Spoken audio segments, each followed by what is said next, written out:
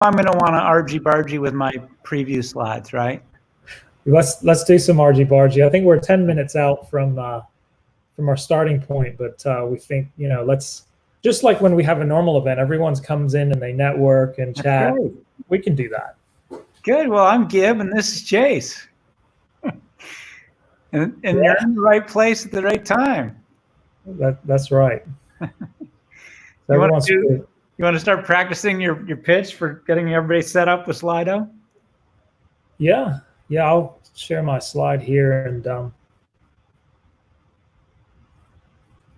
that's the thing. We've I can see some comments rolling in, so I got a bit of so there's a signal. This is working. I'm glad. Good. But good. So this Slido system, we use this for some events in the past. I love how live and interactive it is. So I think we put this QR code on where you were saying you really encourage people to use their phones. Yeah.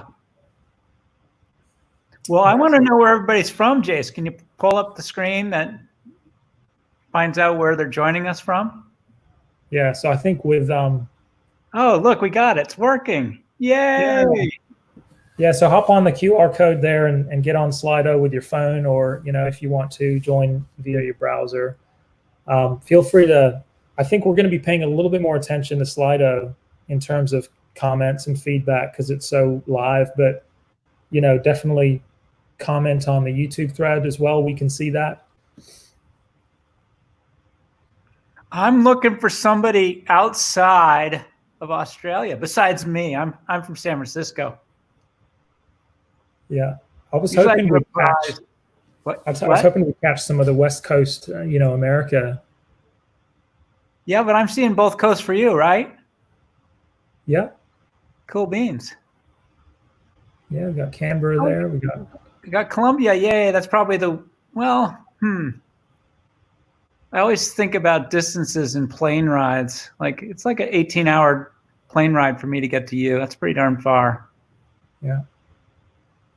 We got someone from Ireland here, Sabari. Welcome. Wow. Thanks for joining us today. It's way cool. Yeah. I'm going to get to know the crowd a little bit more. I'm just curious, everybody's experience with COVID-19 on a scale of extremely stressful to not at all stressful. What are peeps? Where did you end up on this, Jace? I'd say, it wasn't devoid of stress, really. It was, for me, I'm ticking the stressful box for sure. And I'm tempted to go very stressful, but I think I'm just going to keep it. I think in Australia, we like to be like, no worries, No worries, yeah. Yeah. Yeah, I wasn't afraid. I hit the very stressful box. Was it just the sheer matter of the whole world turning upside down? Yeah, for me, I got 83-year-old parents in a retirement community. I had a daughter who was planning to be in Bali for a yoga retreat, but she switched it for Maui, which was a good call. Yeah. And then my wife's a physician scientist. She was all over everything. So she essentially recalled me from Dublin on like March 9th. So, yeah. And I've been home sheltering ever since in San Francisco. Let's see. Have you watched Stranger Things, Chase? Absolutely. Very huge fan of that. I just love the style. Oh, good. Well, the next one, I'm expecting that a lot of folks have seen Stranger Things, but I'm always curious. Yeah. Were you much involved in the content creation of things like that?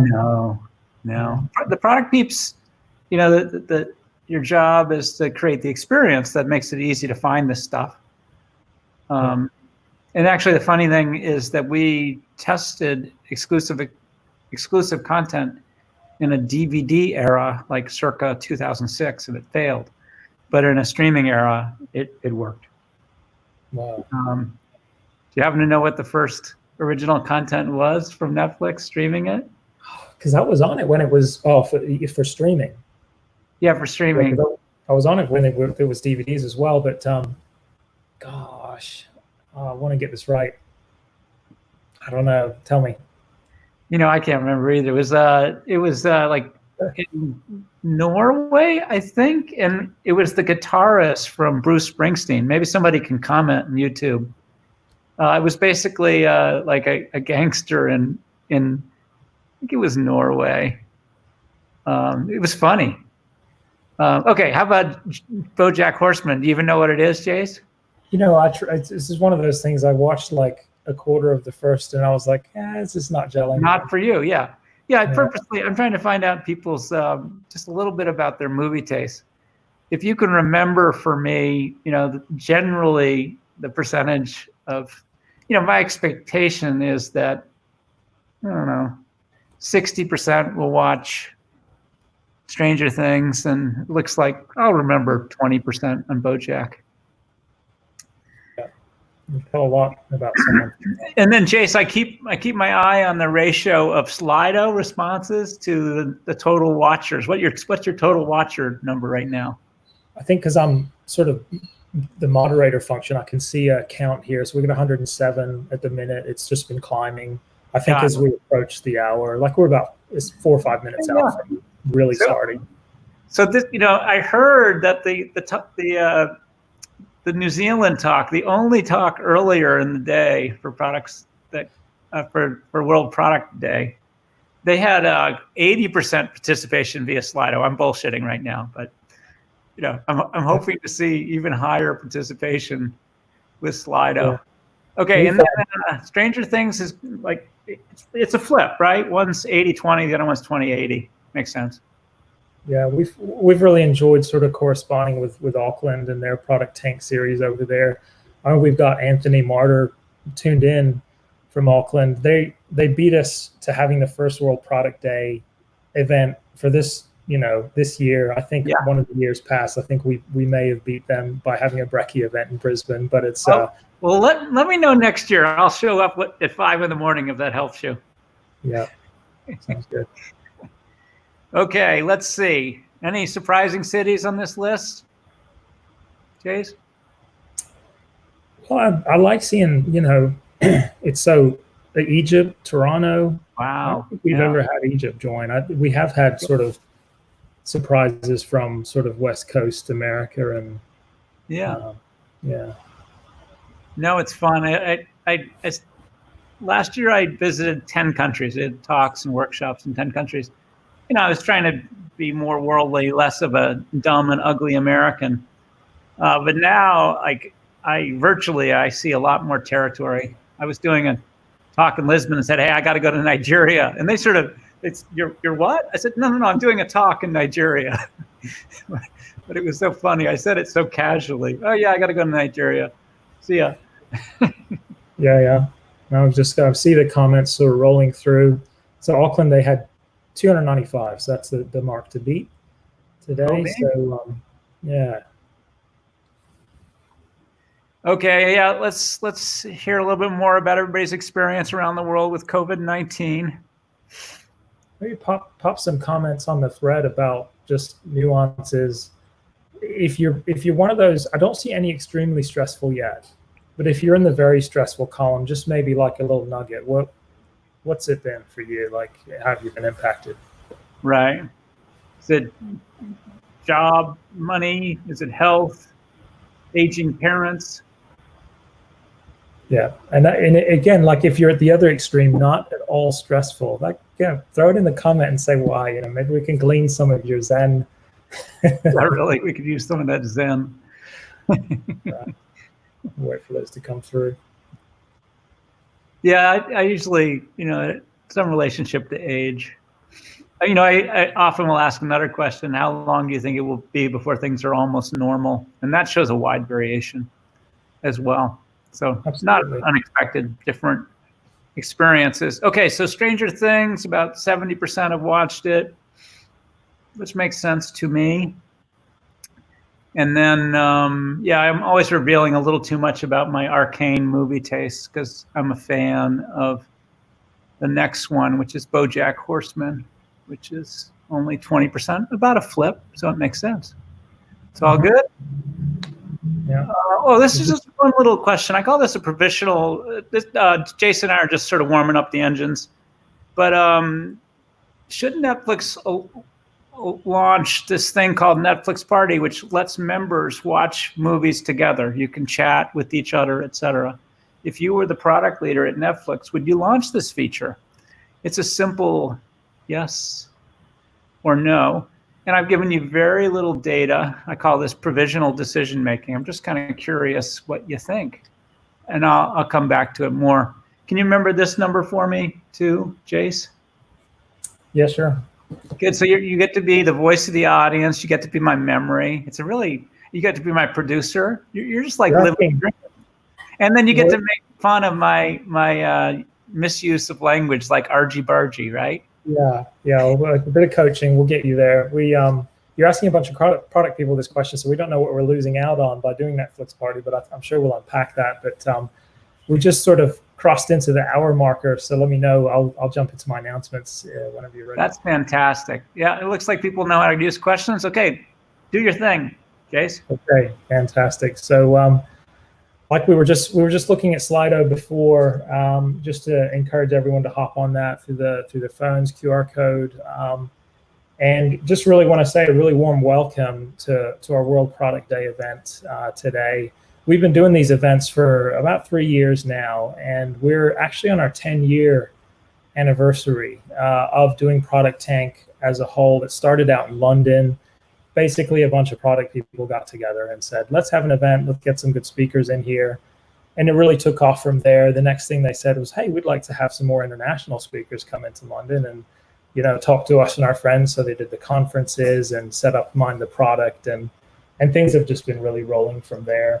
And now it's gotten to the point where, we're in over 200 cities around the world, meeting all the time and plugged into this network. It's just been fantastic to kind of correspond with everyone, and really encouraging to hop on Mind the Product, check out what resources are available.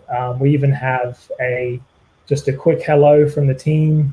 Happy World Product Day! You done it. This is so entertaining. So yeah, really, there's a lot of people behind the scenes that kind of help to coordinate, facilitate for the community. We've recently put together this membership program, which is really interesting. I recently joined. The thing that was most valuable to me was these Ask Me Anything sessions with actual product leaders. They're really sort of intimate, and we can join up, and it's very open. We can ask about things. So those have probably been the best aspect of value. So encourage to check that out. Just want to give a huge shout out to Optimizely. We started working with Optimizely last year. They were sponsoring streaming for our events. We didn't know how relevant and how helpful that would become, then, but it's been extremely helpful to have support with streaming like we're doing today. And really grateful for Optimizely kind of, helping to champion the community, what we're doing with ProductTank. Feel free to shoot out a tweet and just say thanks to them. Also, obviously the team in Sydney would love to talk to you about their tool for testing and, doing experiments. And they've got a sort of a feature flagging thing, which is free, and then you can extend into experiments. So definitely check that out. We've been doing this event series in Brisbane as well. We've been calling it our Product Roadshow. So every month we go around, we hang out with the different companies, see how they do product. It's been fantastic. We were with Nito as e-commerce. We were with Red Eye Apps, sort of in the mining sector, apps for software for that sector. Next month, we're going to be with Outfit. Outfit's a company that we're really proud of here in Brisbane. They've, kind of grown from early stages, recently completed a much larger stage of, I think it was 30 million plus funding. And we're going to be hearing from Ash Ivory, and she and the team there are going to be sharing on the topic of imposter syndrome in product managers. And I think that's just a cracker of a topic, and we're really excited to be unpacking that a bit more with them. So the way to stay in tune with that is go on Meetup, find ProductTank Brisbane, sign up, make sure you get the notifications for the events, and you can join that one on June 23rd, just like you're doing with this one today. So a note about our event today, it is being recorded. You'll be able to find it on YouTube later, reference back to it. At the end, we're going to be sharing a link with all the slides that you can go and download. Basically, no need to take pictures of the screens or whatever. You'll get that. We'll also put out a survey at the end of this. We're really keen to get your feedback on the event today, so please stick around for that. We are going to try and end on the hour, so we'll keep it as tight as we can. You may have heard some of our argy-bargy chat before with Gibson Biddle, who's tuning in today from San Francisco. Gibbo. My name's Gibbo. Gibbo. So, ex-VP of product for Netflix in 2005. Then in 2010, I became Chief Product Officer for the startup, sharing textbook rentals, which was called Chegg. And today, what he spends his time doing most is speaking. Like today, I think when COVID hit, he had a target before, Gib, wasn't it? You'd said you want to do 40 free talks, and now you've upped that to 100 and something free talks this year. Yeah, I'll do 80 free talks and 40 paid talks this year. Yeah, so we're so honored to have you. I'll sort of step out here in a second and let you take over. Thanks so much. This is a paid one, right? I'm getting paid a lot for this one. I think I got some cash in my pocket here, but yeah. Okay. Yeah. Hey, everyone. It's fun to be here. We're the second talk in the lineup for World Product Day, and I'm also doing the 48th and the second to last. So I want to talk a little bit about my early career. The first hit product I ever built was called Elmo's Preschool. I started a kids software startup called Creative Wonders, and then went on to sell it to the learning company. This is Kevin O'Leary. He's Mr. Wonderful from Shark Tank. This was all very exciting, helped the learning company to grow, and then we sold it to Mattel for a ton of money, like $4 billion or something, and then this disaster happened. It turned out a year later, Mattel spit us back, and they sold us. In doing that, they lost $3.6 billion. And for me, it was this lesson. I had failed to create long-term, enduring value. I had failed to build stuff that was hard to copy. I had created a fad. You couldn't get kids on computers early enough. And this was really sort of foundational learning for me. The good news is I showed up at Netflix in 2005. Not everyone around the world knows that Netflix started as a DVD by mail company. But this is when I started thinking and learning a lot about product strategy. And I just want to share the stuff that I learned today. Jace gave my background. The main thing is I started at Netflix in 2005, and then 2010, I went on to my next startup, which is a textbook rental and homework help company. It's called Chegg. Which came first, the chicken or the egg? Today, my talk, there's really 3 chapters to it.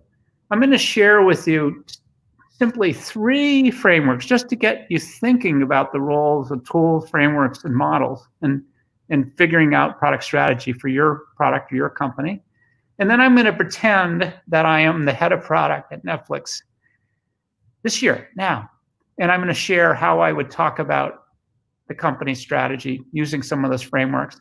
And then I have 3 juicy, what would you do Netflix cases. I was having fun while Jace was talking. I was bringing up some other questions. Jace, just so you know, 2/3 of the folks were for that Netflix party idea, and 2/3 were against the idea of enabling custom playback. Anyway, we'll get to those cases later. So I'm going to start chapter 1, the frameworks. Is everything good? Jace, any last words? I think I see some great engagement. I see comments rolling through. I think everyone's excited to get into it. So good. Well, actually, Jace, scan the comments. I want to know why folks were leaning against that idea of custom playback speed, and I'll solicit you much later. Okay. So I'm going to start with a definition of strategy. This is a juicy quote from Hamilton Helmer. He's actually a professor of economics at Stanford. He describes it as the route to continuing power in a significant market. And I've shared here, this is actually the Silk Road. Imagine you're explorer 200 BC and you're trying to find a route to get precious jewels and silk from the Far East, from China, all the way to the Mediterranean back to London. And is that a route by land or by sea? And it was discovered. They found it through this exploration, this route. It's incredibly durable. It's hard to copy. This section is actually protected by the Great Wall of China, and it created a significant market of trade. And this is how I sort of think about strategy, is that route of exploration to achieve these things. And the reason I focus on strategy is the hardest thing for you as a product leader is to communicate an inspired vision of the future. And you can do it. And then the other thing that's cool for me is inventing the future is messy and dirty. Innovation's messy and dirty. And strategy brings enough discipline to the chaos. And you have to blend both forces. If you don't enable the chaos, you won't have innovative things if you overmanage it. And if you don't have any discipline, who knows, if the stuff that you invent is going to be helpful for anyone in the world. And another way I think about these strategies is hypotheses about how to delight customers in hard-to-copy, margin-enhancing ways. Strategies for me are hypotheses about how you might enable those three things. And it facilitates prioritization. We're product leaders. We can do anything, but we can't do everything. So, we might have 100 things that make sense. And how do you winnow maybe the top 10 things that are most important? And then, if done well, you can communicate a plan. A plan, this is how we think things are going to go. And then you can revise when you hit the reality of day-to-day living. So the three frameworks I just want to introduce to you, I want you to just be aware of the GLEE model and the GEM model, and I'll apply that. And I'll spend a little bit more time on the GEM model. And so each of these, the GLEE model, it stands for the first step in a startup for me is to get big, and then you want to lead the next thing and expand. And this really forces you to think long-term. And I'll share how that was helpful to Netflix in a couple minutes. The second model is about building alignment. A simple question within your organization or your product team, within the whole company, how would everybody prioritize three forces: growth, engagement, and monetization? And I nicely force rank. I encourage teams across the company to get their story straight about how they force rank those three things. Growth is obvious. Engagement is really a proxy for product quality. How good a job does your product do at engaging folks? How strong is it in terms of its quality? And monetization is simply about economic ability to create profit so you can reinvest to make even better product in the future. And DHM is the one I'm going to spend more time about, answering the question, how can you delight customers in these hard-to-copy? You can tell because of my experience with the learning company, Mattel, how important that is to me, in hard-to-copy but margin-enhancing ways. And the purpose, GLEE provides a long-term product vision. GEM, it provides cross-functional alignment across different organizations, marketing, product, technology, content. And then DHM, this forms hypotheses to compete in the long term. So the DHM framework, this is frankly the way I think about what your job is as a product leader. And your job is to delight customers in hard-to-copy, margin-enhancing ways. And that's just a fancy word for make money, generate profits so you can invest in building an even better product. And so I'm assuming that usually about 90% of the audience is a Netflix member. The things that delight you today are pretty straightforward. And I'm guessing that the things that delight you about the service are on this list. And it took lots of experimentation for us to figure out these kinds of things. And then the margin enhancement, everyone recognizes that it's, I call it an all-you-can-eat subscription service. It doesn't provide everything, but it provides a lot of stuff at a good value. And then, of course, Netflix has been experimenting with its prices and plans forever. How many streams should you be able to do simultaneously? What does it cost to get HD or Ultra HD? That's the price and plan testing. But I just want to share one non-obvious way that Netflix is really productive financially, and which is to say, today they know the member base of 183 million members. That's how many members they have all around the world. And because of their personalization, they're able to make these guesses about how much folks will like different content that they invest in. So for instance, their guess was 100 million people would enjoy Stranger Things. And that's really consistent with what that first poll showed, where about 60% of our participants have watched Stranger Things. because they knew 100 million people would watch it, they were willing to invest $500 million in the series. And because they knew that 20 million folks would enjoy BoJack Horseman, and I'm one of those freaks, and I saw that about less than 20% of our audience was into BoJack, that they would invest about 100 million. And this is the concept of right sizing based on your best guess of how much folks would enjoy or watch a series. And this is a huge financial opportunity for Netflix.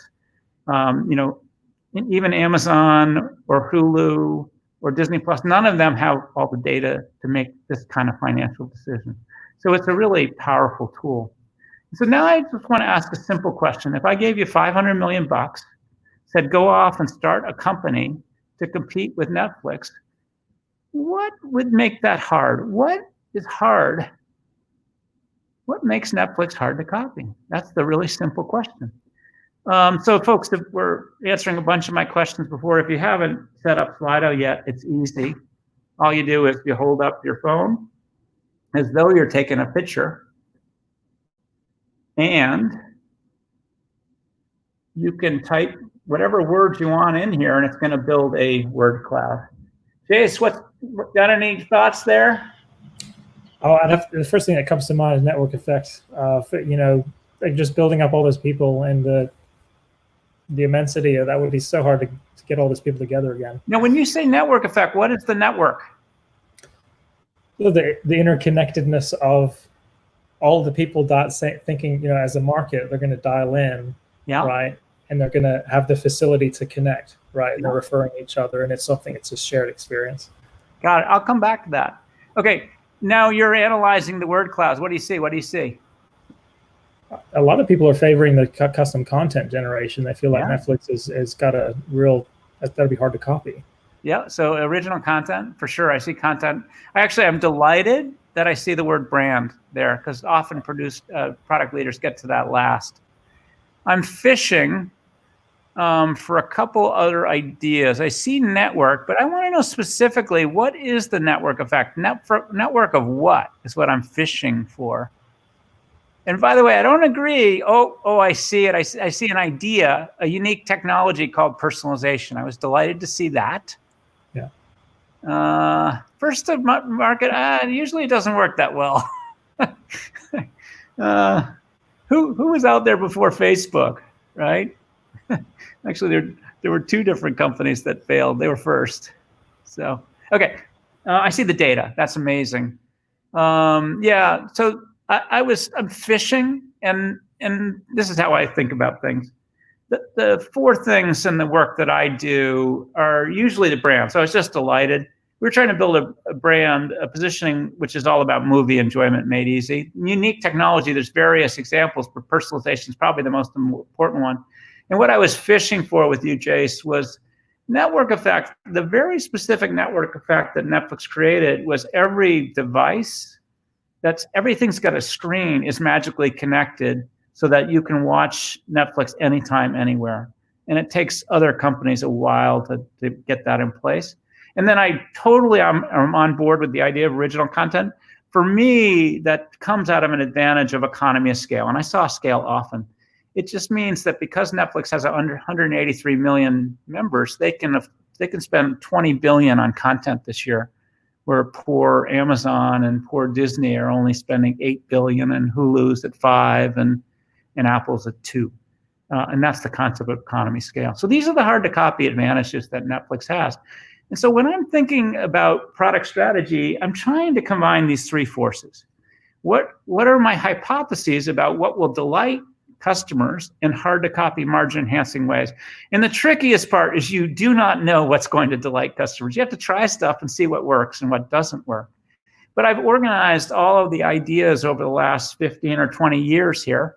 The green stuff's good. You see that the stuff at the top, it does it all. Delights in hard to copy margin enhancing ways. And you see some yellow stuff that it improves the margin, the business, but it's better if it also makes your customers happy. And then you can see all the duds at the bottom. A dud was social. It's on the red. Social was a great strategy for Facebook or Spotify. It just turns out in the context of movies, it doesn't work very well. There's a history of failure there.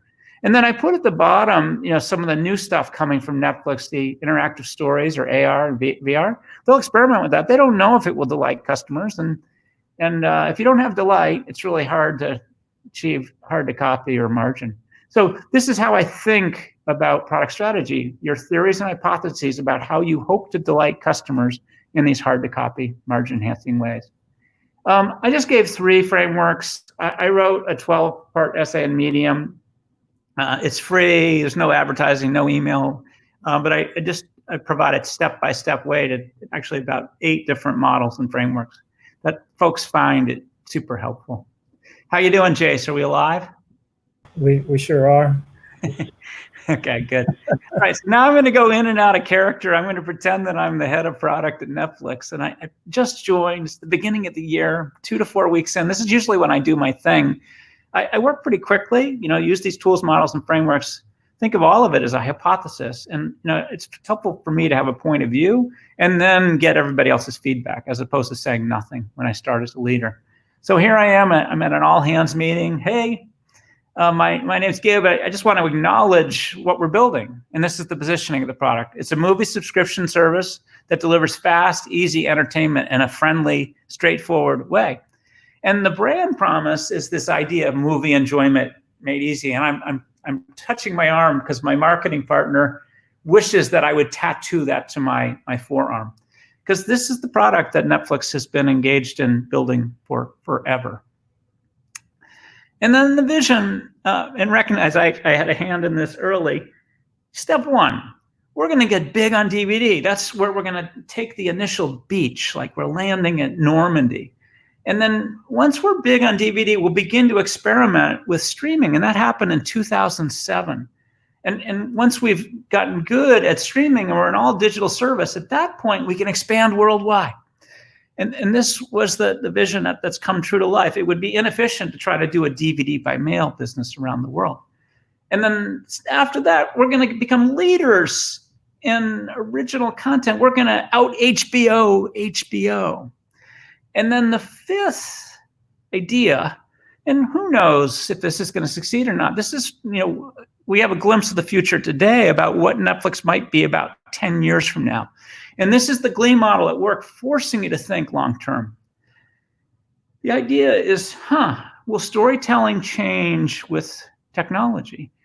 Could Netflix find itself competing for screen time with other games, with Fortnite or what have you? And some of you have used already Black Mirror's Bandersnatch. This is an interactive film.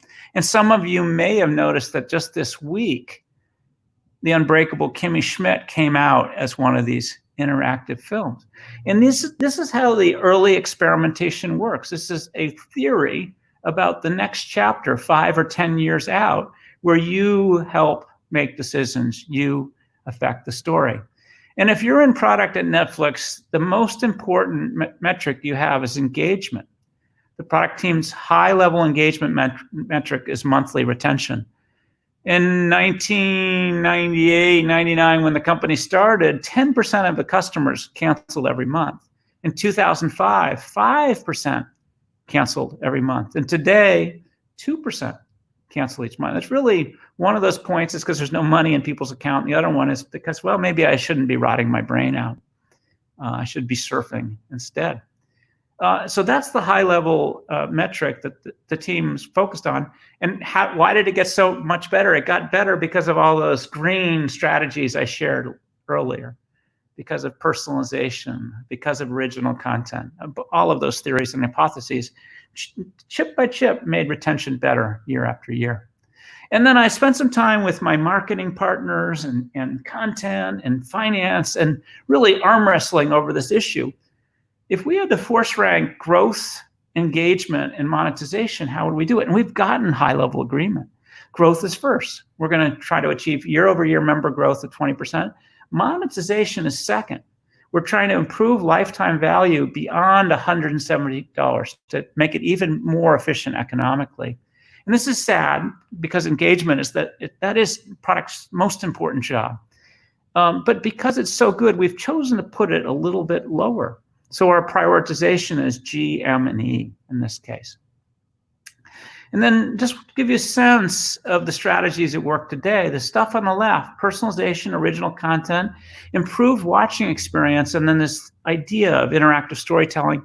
These are some of the 4 high-level product strategies. There's a few others that I'm choosing not to share today. But you'll notice that each of those has a proxy metric. Because retention is so hard to move, you need a metric that helps give you a sense of whether each of these strategies on the left is working. So for the watching experience, the proxy is the percentage of customers who watch at least 40 hours in a month. That's probably at 70 or 75%. If you can move it to 80, the assumption is you could actually improve retention, okay? And then I put some projects or tactics over to the right in the watching experience. And actually, I'll talk about 2 ideas today, whether Netflix should enable custom playback speed and enable shared viewing, the Netflix party idea. So this is how I encourage people to, I call this the SMT model, a strategy, a metric, and then the tactics or projects. That's the stuff on the right that you do. And then just to give you a sense of how it all fits together, this is a 4-quarter rolling roadmap. And you can see in the watching experience in Q2, we're thinking about launching, Netflix Party. And then I've got some test results I want to share with you today and see if you think we should launch this custom playback speed. And you can see how these projects play out over the right over time. You can see Bandersnatch 2 was coming towards the end of the year as part of that interactive storytelling strategy. So with that, I'll say thank you. I'll fall out of character as the mock leader of product strategy, but I've tried to share how you can bring these tools, models, and frameworks to a product that I assume most of you know and I hope love today. So now what I want to do is share how these ideas get put to life and get put to test in making decisions about what to do or what not to do in product. How are things, Jace? Yeah, we're at 221 viewers at the minute. I've just been looking at the comments, and I've got some really good questions building up. I've kind of been tagging a few of those. Oh, good. Do you have any favorite commenters out there? I know we've got some active people on there, but I'll stand by until we get into the thick of the Q&A. Very good. Okay, so I got some juicy cases for you. I think I'm going to do 3 today. And so this first one, I introduced it. I asked early for folks who showed up, the wonderful people who show up early. And Jace, I was actually pulling people in the background, which was really fun. And the question was, should Netflix enable this idea of Netflix Party? And my recollection is about 2/3 of folks said yes. And this is magical. It lets you watch a movie at the same time, but also chat and heckle or argy-bargy or whatever the word is. What is it? It turns out that there's a Chrome extension. You can find it on Patreon. And this is enabled, and you can see this is Stranger Things, and you can loosely see the chat and the conversation going on the right. And the way this Chrome extension works, you do a little bit of installation. Netflix can make that easy, right? You open up a video, and then you create your party, and then you make it easy for people to join in on that party. That's how it works. And I want to give you a little consumer insight about this idea. So I gave you no data before in making that provisional decision, but now I'm going to give you a little bit more. And this, you'll find this a little bit sad and surprising, because social as a strategy was one of those failed things. It failed to delight customers. We actually experimented with bringing people on Netflix together. You could create a little friend network so that you could share movie ideas with your friend. Our theory was that would delight you. And our other theory is you were actually building a network effect because you wouldn't leave because all your friends were at Netflix. But we failed to get beyond 5%. And if you're trying to improve retention, to my mind, you need to engage like 20 or 30% of folks in an idea before you have a shot at improving retention. Most of the things that improve retention had very high engagement. Friends was not one of them. We also launched on the Xbox Party Mode in 2010 and killed it. Excuse me. We killed it. We launched in 2008, killed it in 2010. Same thing. It only engaged about 5% of the members. And then when Netflix was growing like crazy and didn't have the ad budget to do advertising in each country, they did a social feature. If you were a member, you could tell a friend about something you enjoyed watching. It was magical. If they weren't a member, it would communicate via email or Facebook or chat or messaging or whatever it was. And they killed it because it wasn't used very much. So I'll give you the insight. There's really two problems with movies and social. Your friends have really sucky movie taste, with exception of Jace, who has exceptional taste. Correct, Jace? You like BoJack Horseman, correct? Yeah, not at all. And the other thing is, in a moment, Jace will reveal, we all have these guilty pleasures, right? So we don't really want our friends knowing everything that we watch. Is there anything you want to share, Jace? I mean, I've been a secret fan of sort of Star Trek for a while. I don't. Well, that's not too embarrassing. Nah, it's not that. Yeah. It's like when I watch the stuff that my daughters watch. That's the embarrassing stuff. But that's the real problem. Well, I will say I've been sucked into Heartland a little bit with my wife. That's one thing. Okay, thank you for sharing, Jace. Yeah. Just being authentic. Okay, so here's the question. I'm giving you a little bit more insight. Netflix Party, this Chrome extension, grew from 500,000 to 1 million in the last 30 days. And if you look, it's actually been downloaded 10 million times. And, obviously the context of the day, people are looking for ways to have shared experiences as they home shelter. And the engineers at Netflix saying, hey, we can launch this on the laptop next month, and we can do it all platforms. It's going to be as simple and just elegant. And, we have the APIs to enable this, and it's going to be wicked easy. And frankly, it's going to be hard to copy because nobody has got the APIs that we have. It would probably take Disney Plus 2 years to do this thing. This is magical. So the question I want you thinking about is, will this feature delight customers in hard to copy, and I'd say yes on that, margin enhancing ways? And the way the margin could work is if you delighted enough customers, you might have a shot at actually causing more people to retain, or you might have something that members talk about and build word of mouth about that brings in more members into the field. So those are the two ways you could delight and deliver on margin. And so the question, I've given you more data, I've given you more information, and this could be magical. And the question is, should Netflix try social again? You can tell they keep trying it.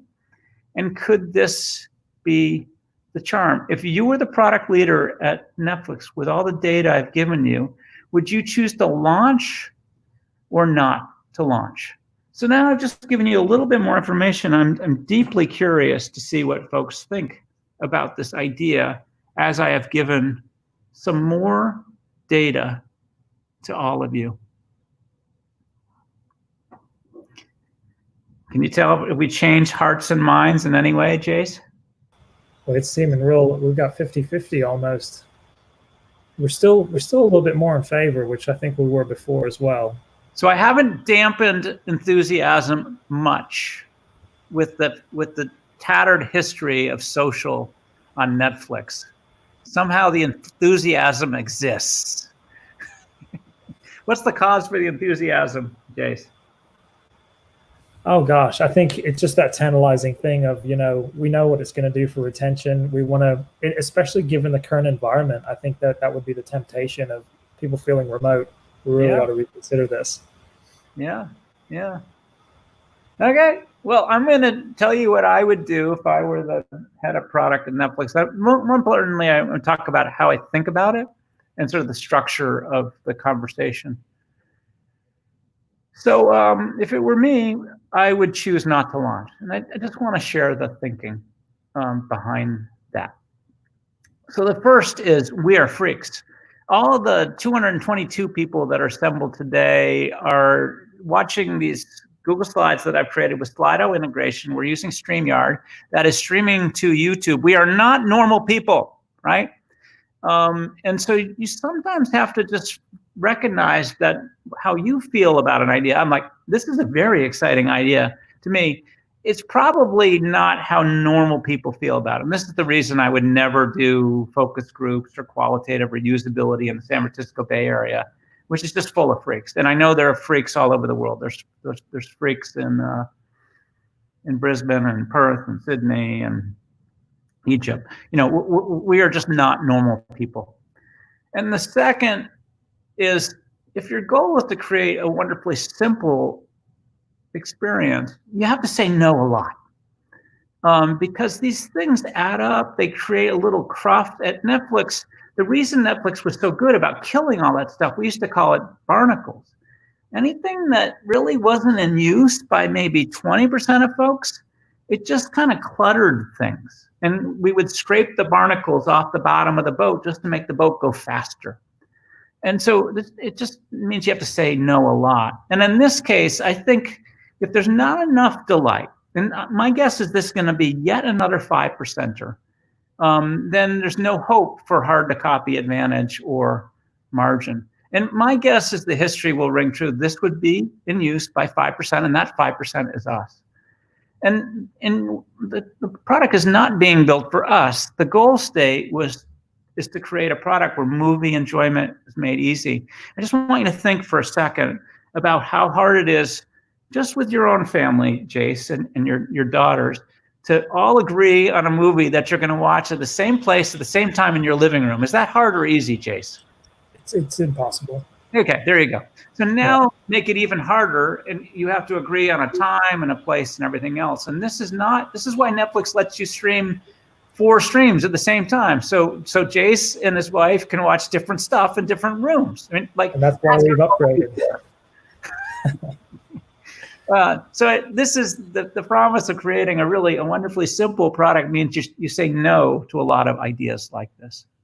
Okay, I've got another one, and I actually did a little provisional decision making on this one as well, which is Netflix has this magic technology where you can speed up the rate of your movie or your TV show on mobile.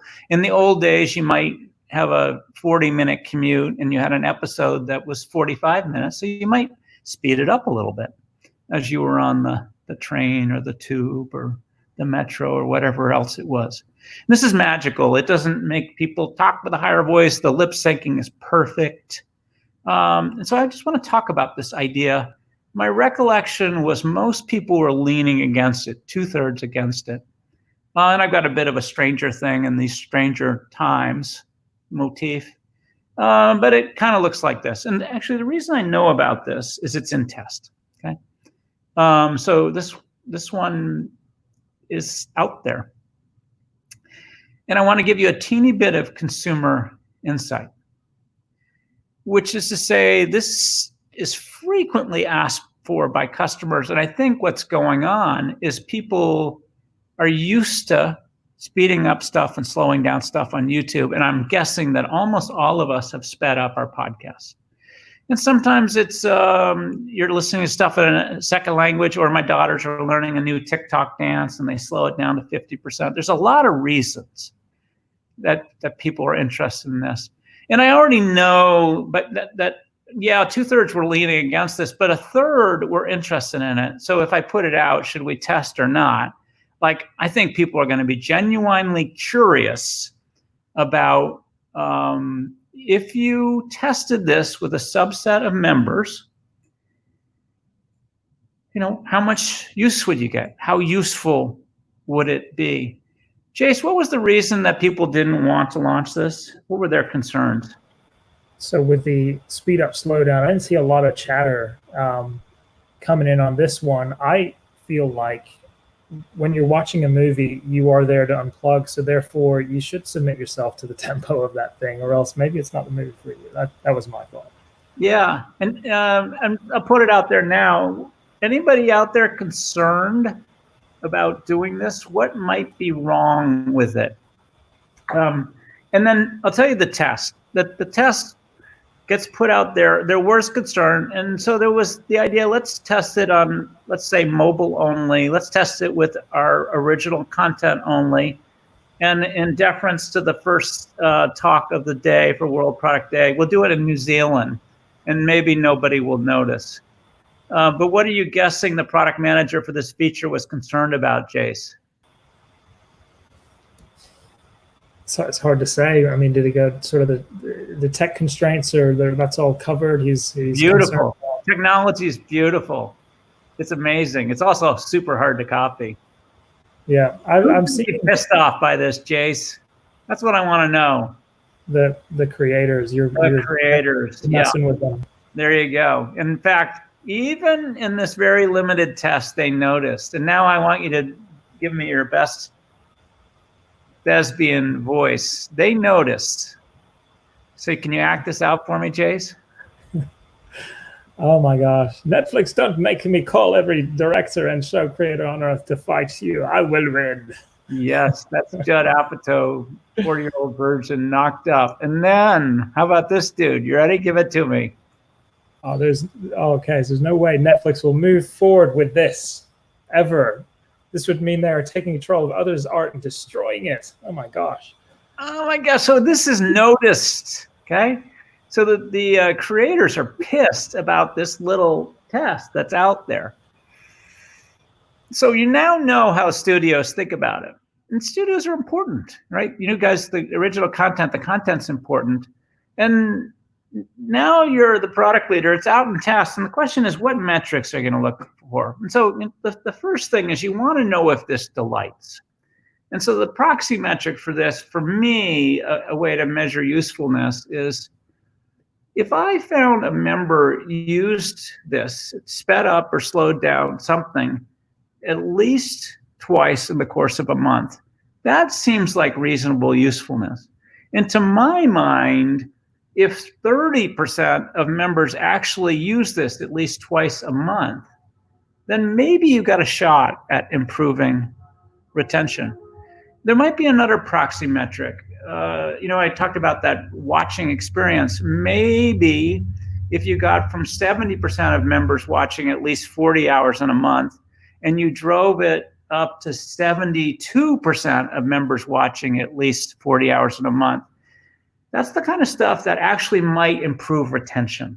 Okay. So now imagine you get those results. I have no idea what the results are, but imagine you get 30% use it at least twice a month, and it drives that proxy metric from 70 to 72%, which if you get more viewing and more watching, you've got a reasonable shot maybe at improving retention. Now, on the other hand, you're pissing off the studios, and the studios and content and original content is sort of the lifeblood of your hard to copy advantage today. So will this delight customers in hard to copy margin enhancing ways? So I've given you a lot more data on this one, and I'm deeply curious to know, if you were the product leader at Netflix and you're staring at those results, would you lean forward or would you lean back? That's what I want to know. And I want to see how high we can get that number. I got 10 out of 212. I want to see 100 votes happen. Jace, are you sitting on the fence or leaning in one direction or the other? But don't tell me which way. I quickly went in one of the directions. You did. We got 220 viewing, 56 counting up engagement. Hop on Slido, use your phone, get on the code. Let's see. Yeah. Are you surprised by these results in any way? Yeah, I think you've got a lot of product people that are sensible, want to do the right thing, in the room today. So, but what is the right thing today, Jace? That's what I don't know the answer. What is it? For product people, it's saying no. We love saying no. So I think maybe that's kicking in there. Yeah, it's really it. I mean, this is a tougher question for me. And by the way, for all of these cases, there is no right answer. That there will be a debate, you'll make a decision, and then you'll just do it. And that's our job. Okay, so I'll do the same thing. People are leaning back on this. I assume it's because of the studios. So if it were me, I would choose to launch. And again, I want to give you the thinking. So for me, this is all about customer obsession. If I found a feature that 30% of the members engaged in, and actually drove that proxy, 70% watching at least 40 hours in a month up to 72, that's substantial. You got a reasonable shot at driving retention. Today only 2% cancel, but that's the kind of stuff where maybe only 1.9% cancel each month. If you did that, that's huge, okay? Just think about any feature that you created that 30% of your users engaged in. And customer obsession is about leaning forward and really working hard to delight your customers. And I think 30% engagement, you have a shot at delighting. I think this is hard to copy, and I think there's a shot at improving retention, and that's how you get the margin. And then guess what? At Netflix, there's this idea called tightly aligned and loosely coupled. All the people in the building are tightly aligned against the strategy, but when it comes to decisions like this, it's the product team that makes the decision. They don't have to see what the content team thinks. If they did, that would be tightly coupled. That means that everybody has to weigh in on every decision, and that slows things down. At the same way, product people don't inform content about what content to get or not. It's the content team's decision. So these decisions get made independently, and your job as the product leader is build a better product. And I think this would contribute if you got those metrics. Now, are they going to get those metrics? I don't know. Like you can watch and see if this rolls out in 6 or 12 months from now. We will see. And for me, the storytelling community, I understand that this is their art, but Netflix is spending $20 billion against Amazon Prime's $8 billion. And for me, this is just another instance of, I call it creative destruction. Apparently, in the days of black and white movies, people were upset when they added sound, and then they were upset when they went to color. These are the artists and creative community. They were upset when Pixar came along and went to the 3D animated art, okay? And I'm sure there are folks that are upset by Bandersnatch and Kimmy Schmidt. And this is the history of technology meeting storytelling. But if you're doing it in ways that enrapture us, the watchers of stories, that's a good thing. All right, my third case is actually pretty simple, and it's a $100 million decision, okay? And I'm just gonna give you some quick thoughts, and then I wanna see where you take it. So here is the idea. You have inactive members, people that joined the service, and they're not using it. And you notice this for a year. And the question is, should you auto-cancel them? So about 0.5% of Netflix members haven't used the service in the last 12 months. But you're the product manager, you're looking at that data, and that is what you see. They're just not using it. Like, did they forget they joined, or they joined by mistake? I have no freaking idea. So you send them an email, you send them a notification, and you basically ask the question, hey, I noticed you're not using the service, you're not enjoying it. Would you like to cancel? Click here, yes. And then if nobody answers that, you auto cancel. And so I just want to tell you the magnitude of this decision. You're going to lose $100 million each year if you did something like this as the product leader. And I want you to think about that same framework. Will this delight customers in hard to copy, margin enhancing ways, which is to say, I've already told you you're going to lose $100 million. But is there enough delight and perpetuation of a hard to copy advantage that propels you to think that maybe this is the right thing to do? And I don't know on this one, okay? And the question is, would you roll this idea out? Would you launch? Would you automatically auto-cancel all people who have been inactive in the last year? And that's the question I'm going to put to you right now. Hey, Jay, see if you can get some chatter about what is the hard to copy advantage that you are building here in the comments. There's only 4 words they can choose from, and I want to know which one it is. Okay. Don't yell it out. I want to know later. I feel like I'm an ad for Fresca. Are they one of your sponsors? Whoop. I don't think we can even get Fresca here. Oh my God, it's like a horse race here. 55%. Yeah. Oh, wait, something about it. Oh, can you narrate horse races, Jace? Is that in your bag of tricks?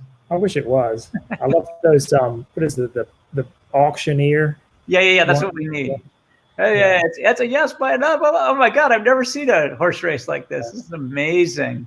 Some of the comments coming through here is the ability to authenticity. I've got authenticity. Yes. Trust building. Trust building. A lot of trust. What's trust all about? Oh, I can see it now. Cool. Customers. Oh, great answers. Yay, Vivian. Give me some more. Okay. Bijou is yes. It's customer obsession. These are all good answers. I love it. Oh my God, it's a dead heat. This is wild. Builds brand perception. I'm loving. Morally driven company. Good. I'm getting these voices. I've even got a train in the background. This is awesome. Okay. Listen, this is fascinating to me. I would launch it. Okay. I would auto cancel. And here are the things to learn, but you guys were totally all over it. The hard to copy advantage you're building is the brand. Just think about it. Oh, by the way, Netflix did it. They did it this week. Okay. This is what they implemented.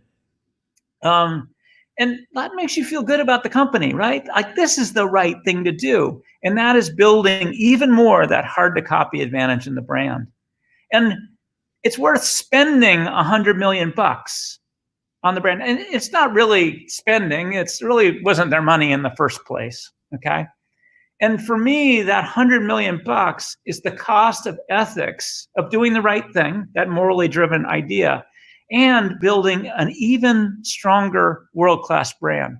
And there's one other idea about this. $100 million, most people think of that as a lot of money, and they think of this as a high-stakes decision, and it's not. It's only $100 million against $20 billion in revenues. And it's a totally reversible decision, which is if you get it wrong, you could flip the switch the other way at some point. And this is what, most of us, we get uncomfortable. Every decision feels like a high stakes decision, but this is actually a low stakes decision because it's only $100 million. Now I realize, many folks are working at punk startups. I feel your pain, but for Netflix, this is low stakes by the magnitude, and it's low stakes because it's totally reversible. They don't have to continue this practice next year. Anyways, I really appreciated the debate in Slido, and at the end of the day, edging forward and saying, yes, this is the right thing to do. All right, I'm going to bring it home. So I've talked about strategy. I've got basically the ocean motif. Back to the old days, you're trying to explore, get the jewels and silk in China and get it to London, is that by land or by sea? You're trying to explore, discover this path. You're trying to find this route to continuing power in a significant market.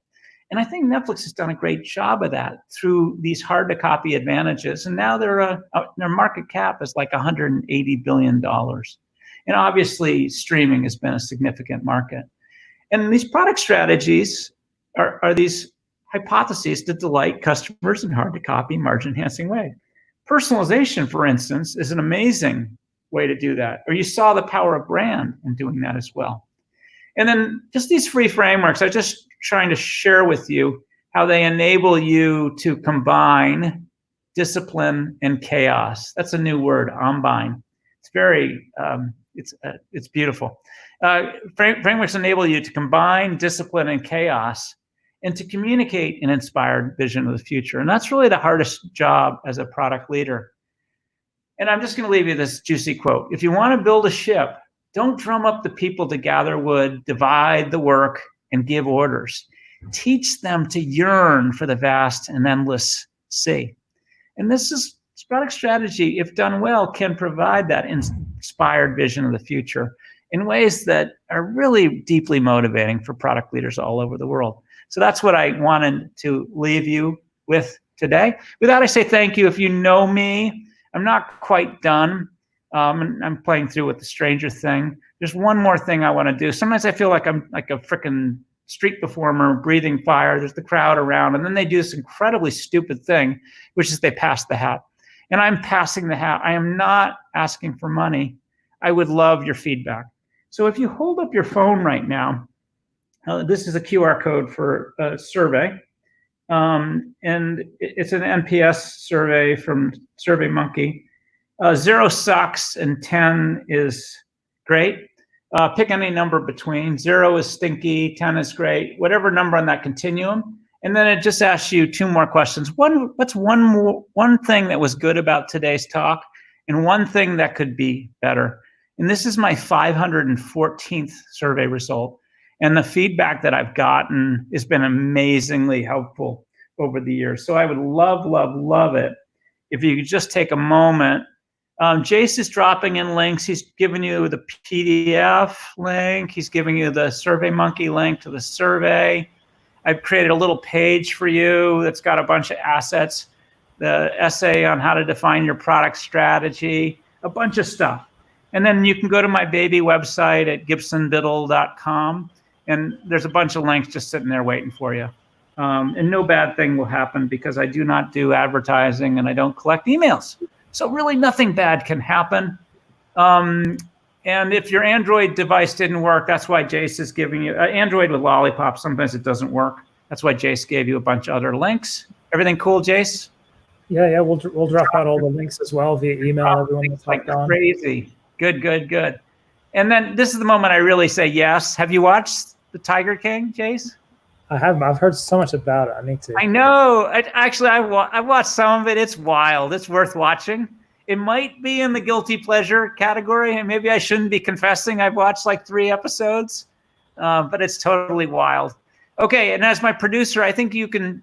I don't have. I'll stop sharing now. What do you want me to do, dude? Well, we have just a few minutes left. A lot of people are probably going to be on, a hard stop, but we could hit up some questions. There's been some interesting questions kind of ranking up. Let's go crazy. I don't have a hard stop. Do you? I can probably go over a little bit as well. So I think a few people, if you want to stick around. I'm happy to hang out and answer as many questions as possible. Super bonus points if folks ask them in Slido, because then I get a record of all the questions. The questions are super helpful to me because then I know what I failed to communicate or what's interesting to you guys. Upvote them. And then I love answering questions in the comments as well. Okay, I'm going to shut up. Jace, you can just do your thing. Okay, great. So I was sort of kind of keeping an eye on these as we went. So we got one from Ruth, and I think it would be a quick one. What does a typical Netflix product team look like from a structure, roles, capability standpoint? Yeah, let me do it. I mean, it's huge today. I'll do it for my tenure. So I had about 10 director of product management. Each had a swim lane. So a swim lane would be personalization or streaming or TV-based devices or mobile or help an account or price and plans or non-member. These are all swim lanes. A swim lane would be a product leader. It generally had 2 or 3 designers, 6 or 8 front-end engineers, and then tons of back-end folks. And often at least 1 data scientist on each of those teams. So that's what they look like. When I first started, it was probably 5 swim lanes, and resources were much scarcer than all of that. And then stuff grows up over time. And then at some point, my job was just figure out what's the right level of resources, the right level of investment for each of those swim lanes. I have no idea what it looks like today. But today, probably 7,000 employees. When I left, there were probably 2,000. But I tried to answer the question. Yep. It's another one here from AJ. Given retention is a lagging indicator, how might you effectively measure in a test? Yeah, that's what the proxy metrics are all about. So in the custom playback speed, I put out 2 proxies. One was sort of usefulness. I'll do another example. When we launched streaming in January 2007, our proxy metric was percentage of members that streamed at least 15 minutes in a month. So to that person's point, really hard to change retention. But our proxy metric, when we launched, 5% of our members watched at least 15 minutes of stuff in a month. We had really stinky content at the beginning, with 300 titles that people called steamy romance, which was code for something else. And by the end of the year, we got that up to 15%. And then we started getting better content. We started to get to devices like your television. And today, I'm sure the proxy metric, percent that watch at least 15 minutes in a month is probably like 98%. That proxy is more like what percentage of members watch at least 40 hours in a month. So the proxy changes. But the proxy exists. They're much more sensitive. They are less lagging than retention. And that's why they exist. And then, frankly, proving and retention improvement, it just takes big, long, A/B tests with lots of people in them. So we had a proxy metric for everything. Each of my product leaders, each of their swim names, they could tell me the one proxy metric they were focused on.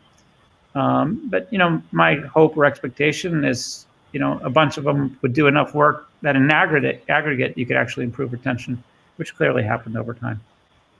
Yeah, I know we have one of those essays in that article is all about proxy metrics. It's a hot issue. Oh, another one that comes up is what about OKRs? We actually didn't use OKRs at Netflix, but we obviously had metrics. We just didn't bother to try to forecast how much we'd improve the proxies because either we weren't that smart or it was just false confidence, to make a guess about how much you'd improve retention in a certain time frame. Yeah, I know another one of our community, Jen Elko at Schedulo. It's a scheduling platform, enterprise B2B type thing, and she was asking about this as well. How does that change when you're in SaaS B2B? And often your users aren't the purchasers, that sort of thing. Would you handle that a little differently?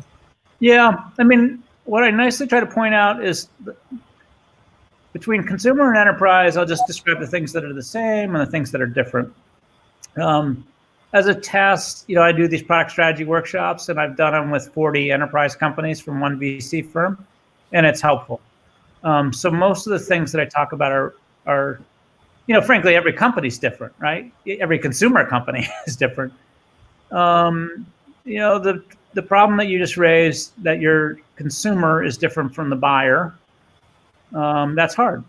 So you have a proxy metric for the consumer, and then you need to really understand what the value you need to drive for the person who's buying it. So you will likely have two separate proxy metrics in that example. There's other differences, like, for me, I gave examples of consumer insight. They all come off of 4 types of data: qualitative, usability focus groups, digging in the dirt in the existing data, like patterns and trends, survey data, asking folks, and then the big dog, of course, was A/B testing. If you're a punk startup or you're an enterprise software company that can't A/B test, like, typically you at least have 3 of those 4 sources of data. But at least you have data. So in punk startups, like, they can use Optimizely these days to do A/B tests, when they're hardly scale. Or, I work with bright engineers, startups, they get paid, with Facebook credits, and they advertise fake stuff on Facebook to see what resonates or doesn't. Like, oh, that's really interesting. That's a painted door test is what I call it, or under construction. Yeah. Anyways, enterprise or consumer, you always have 4 sources of data, and then your job is to try to develop consumer insight that will help you to guess what's going to work or what's not. And then you need proxy metrics, and yes, they'll be different from company to company, enterprise to consumer. There's no one answer for all, and that's why we get paid the big bucks, right? Our job is to have judgment and make great decisions about product, business, and the people. And that's why it's a lot of fun too. Yeah. So I had Omar ask here, love learning about being a better product manager, just recommend some books, websites. What's your recommendation on material? Sure. Yeah, I should just write this down someday. Some of my favorites are, so I do love startups, and then I love finding startups with a proof of concept that are at scale. Peter Thiel's book called 0 to 1 is excellent. I quoted Hamilton Helmer, who wrote a book called The 7 Powers. He argues there are 7 hard to copy advantages. I actually debate him because I think there are 8. But his book, every one of his chapters does 3/4 of a chapter is in English that I like, and then the last quarter he actually demarcates it. It's all economic theory. Just don't bother with the economic theory unless you love that stuff. Those are 2 books on my mind. I read Stratechery, Ben Thompson, not enough, not consistently. And then the Bible and Netflix was The Innovator's Dilemma, which I think is still worth reading. So there you go, 4 things to read. Plus my 12-part essay on Medium about how to define your product strategy. Yeah, that's a good one. So we've also got Anthony Lee's one of our co-organizers here. I'm going to pop one of his questions up here. Does Netflix only favor groundbreaking? All right, what about just keeping up? What's the stance there? I mean, this is optimization versus innovation. Is that what the question is? Yeah, so it's on the screen here. Yeah. Okay, I got it. Yeah, no, the answer is both, right? I mean, recognize one of the strategies I said was improve the viewing experience. So to answer Anthony's question, one of the big initial drivers of retention when we were a DVD by mail company, we thought it was going to be about building a cool, fancy website, all sorts of magic. And the real magic was figuring out how to deliver the DVD to you the next day in the mail. And that had to do with working with operations to go from 10 hubs around the United States to the equivalent of 100 hubs. And it turned out, we tied in the inventory systems from each of those hubs with each member's personalized experience. Like we would only merchandise a DVD to a person if we knew it was available in their local hub, right? So that's the just grind it out, optimization, just keep getting better stuff.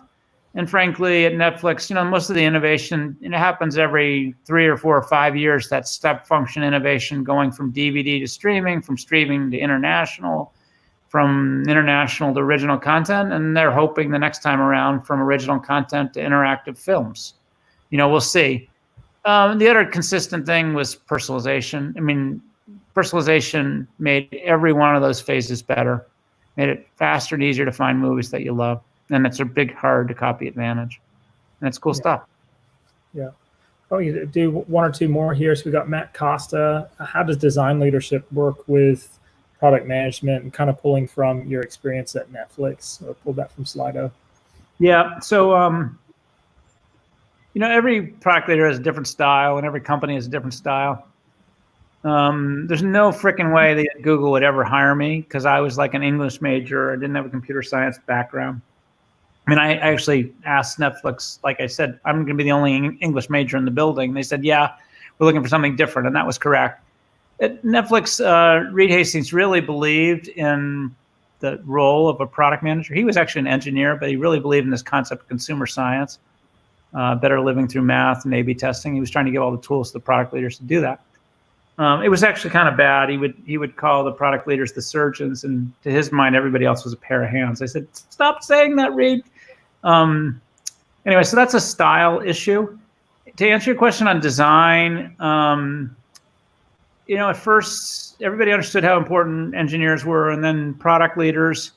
And then it took us just a few years to really recruit and get incredibly talented designers into the building for eventually all platforms, PC, mobile, TV-based stuff. It was really amazing.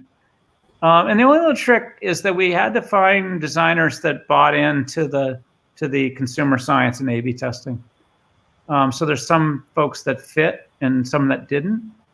One of them came to me. There was a famous article, 40 Shades of Blue. Do you remember that one? It was an A/B test for 40 Shades of Blue at Google and Google search. It was a little absurd that somebody would go to that length with the shades of blue. And the designer came to me and they said, this is absurd. I said, oh, good. Go research it and tell me more. And they actually came back and they said, yeah, the structure of the A/B testing was all wrong. It was great.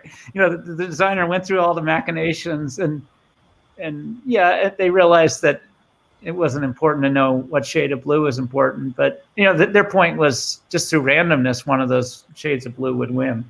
Anyways, it was a remarkable insight, and it just told me that the designer had spent enough time to understand what A/B testing is all about in consumer science. Anyway, so I'm sure at Netflix, you're expected to be able to blend, art and math and data and technology, and it's good. Bright people working their way through that. And designers, they're bright, creative people, and they usually have an excellent sense for consumer insight. That's good. I appreciate the designers in our community, and they're always welcome amongst us tech people. I also appreciate Louise Flynn, who's a co-organizer of ProductTank Brisbane, and she's having to straighten some people out in the Gibbo because we had some overseas people join, and they were asking that. I'll put it up here. Why? They said, why is everyone calling him Gibbo? And then Louise chimes in here and then straightens them out. So my question, though, off the back of that is, I'm assuming you will be able to make it out to Australia. Let's say everything goes back to normal. You'll get a gig out here and join us in person at some point.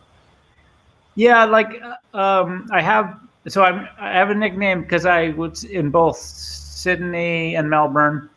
I actually, when I'm there, my ear is good enough. The way someone in New Zealand says Gibbo, it's like truncated more than someone says it in Melbourne.